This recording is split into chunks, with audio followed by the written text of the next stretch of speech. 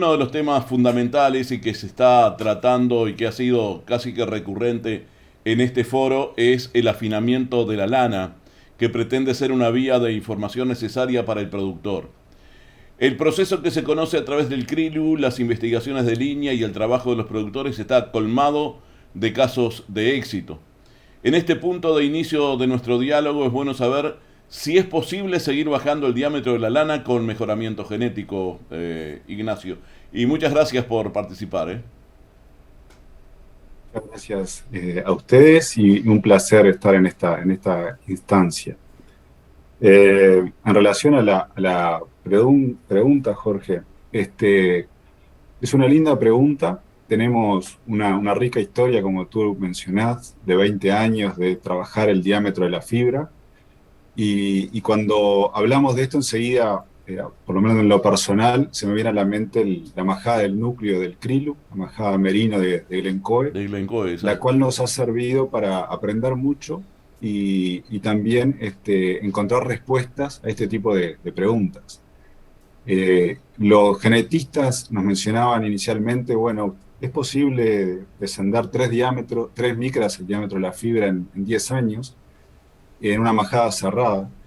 Y esta majada del núcleo, del krilu, comenzó con 21 micras allá por el año 99, 2000, y bajó en 10 años bajó 5 micras, pasó de las 21 micras a las 16.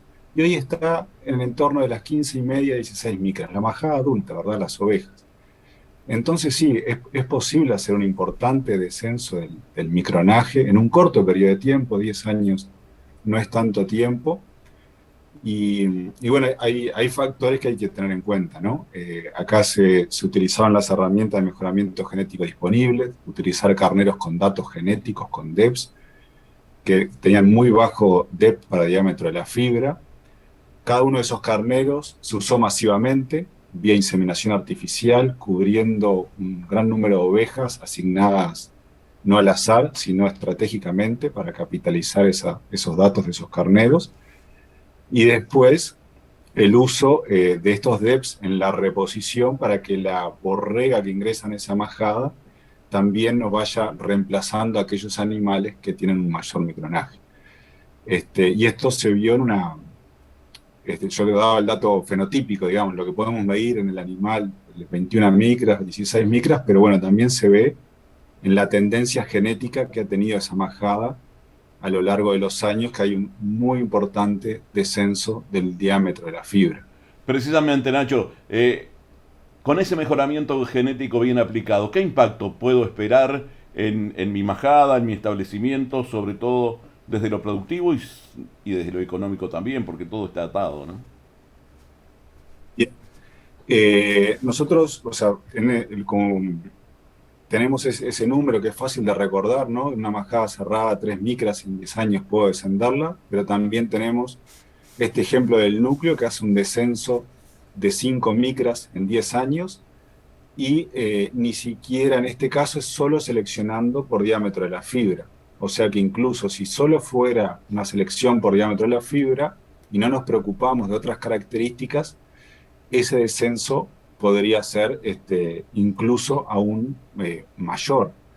Y también algo que es importante mencionar es también el punto de referencia del cual partimos con nuestra majada nos condiciona la respuesta. Hoy en día existe material genético muy fino con depths de diámetro de la fibra muy bajos. Entonces, en la medida que yo esté un poquito más gruesa mi majada, más rápido va a ser el impacto de usar estos materiales, los cuales no los teníamos o no los conocíamos hace 20 años.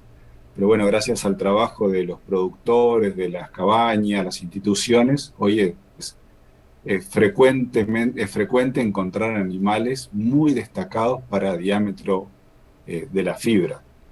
Se debe ser, Y supongo, muy minucioso a la hora de incorporar genética, ¿verdad? Tú hablabas de algunos aspectos que deben tenerse en cuenta, pero ¿cuáles son los fundamentales para tener éxito en esa incorporación genética y que redunde en definitiva en el mejoramiento o en el afinamiento de la lana, mejor dicho? eh, Es así, hay muchos aspectos a tener en cuenta. Uno, quizás el principal, es tener un objetivo claro hacia dónde quiero ir, a dónde quiero llegar, y ser fiel a ese objetivo. El mejoramiento genético es un proceso que lleva años, y no, si voy cambiando constantemente mi ruta, difícilmente llegue a buen puerto. Entonces, en el tema diámetro de la fibra, por ejemplo, el núcleo se planteó descender el diámetro de la fibra, pero cuidar el peso de vellón de los animales, no perder lana, cantidad de lana, era muy importante en merino, de ser posible mejorar el peso del cuerpo, también tener un animal que fuera más resistente a parásitos gastrointestinales y no perdiéramos ninguno de los buenos atributos de la lana uruguaya en esta lana, en este sector de micronaje que hablamos, que es lana blanca, de buena resistencia, buen largo.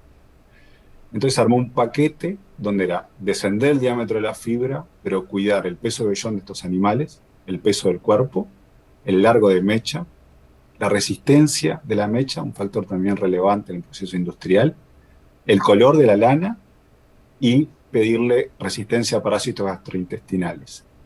Y a su vez, en animales que fueran correctos de tipo, que respeten el estándar racial, que tengan buenas conformaciones, el tema carne es relevante también. Entonces, bueno, es un conjunto de medidas ponderadas de acuerdo a la prioridad que le damos a cada una de ellas, y en este caso la priorización se basó en aspectos económicos, la respuesta económica que estamos esperando por descender el diámetro de la fibra, y la manera, digamos, sencilla de hacerlo es utilizando los índices de selección, donde se combina el valor genético con coeficientes, nos permite un mejor resultado económico y nos simplifica el proceso de selección.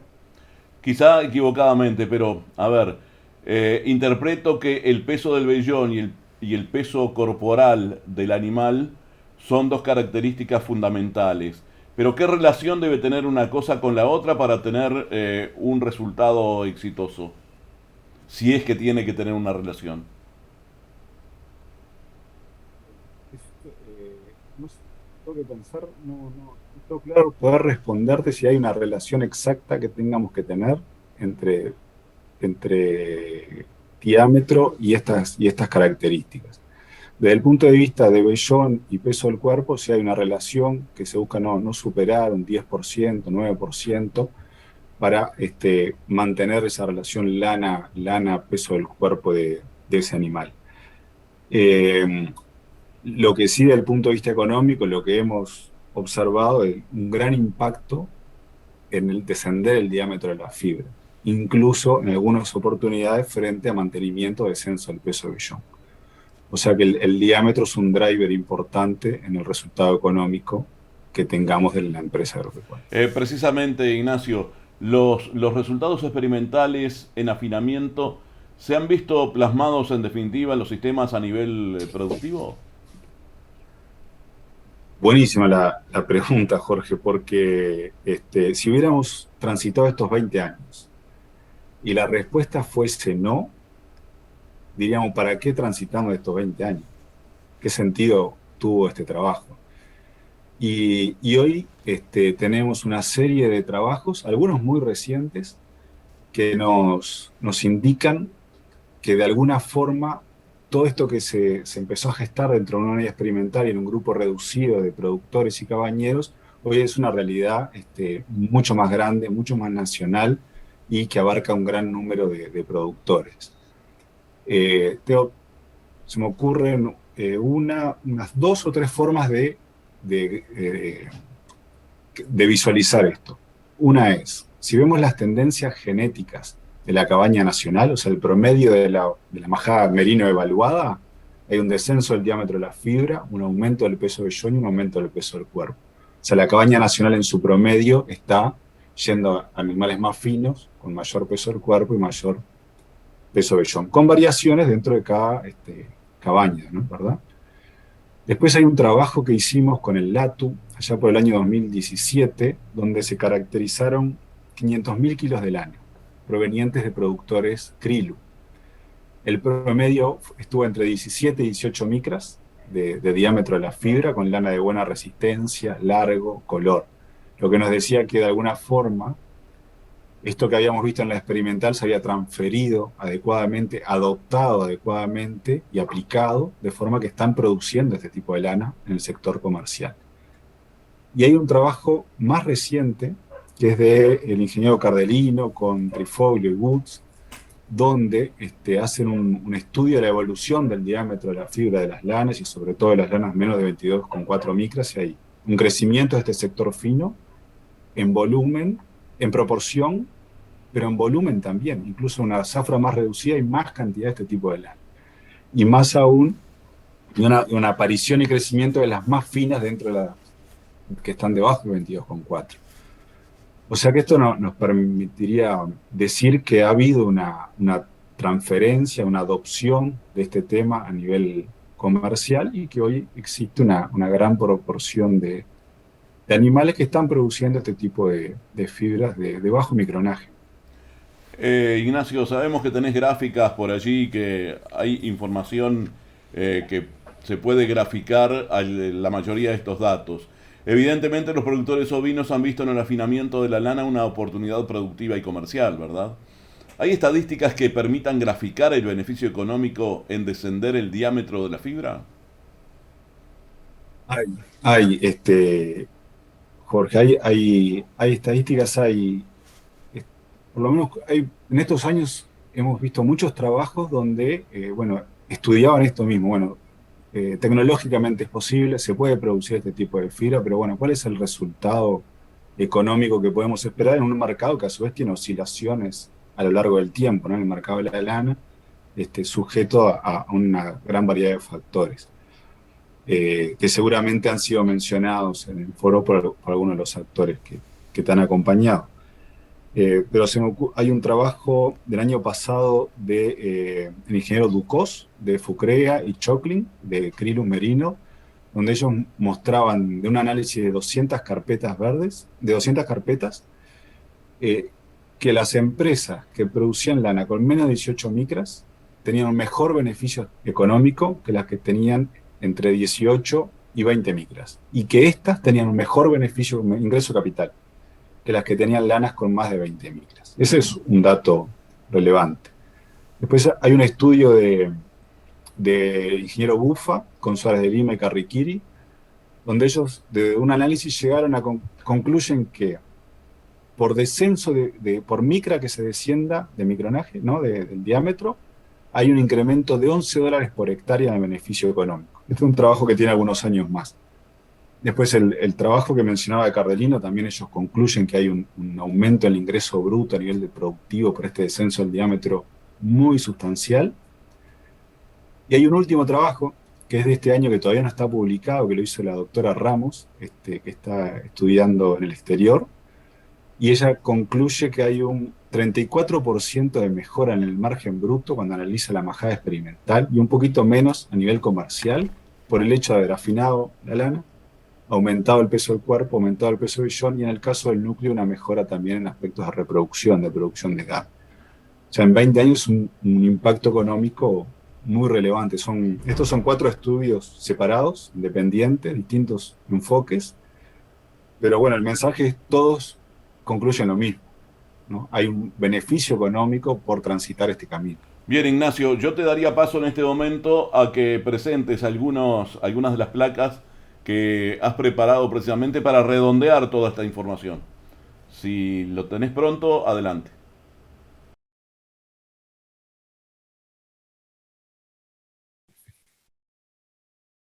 Bueno, gracias. Son 3, 4 diapositivas para ilustrar esto que estábamos charlando.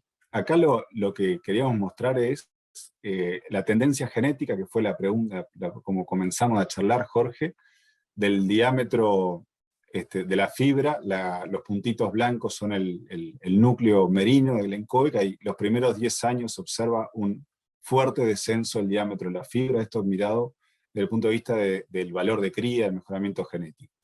Y los puntitos negros es la tendencia genética de la población merino, que está evaluada en la evaluación, o sea que también toda esta población en promedio está descendiendo el diámetro de la fibra. A otra velocidad, pero sí está yendo en ese camino.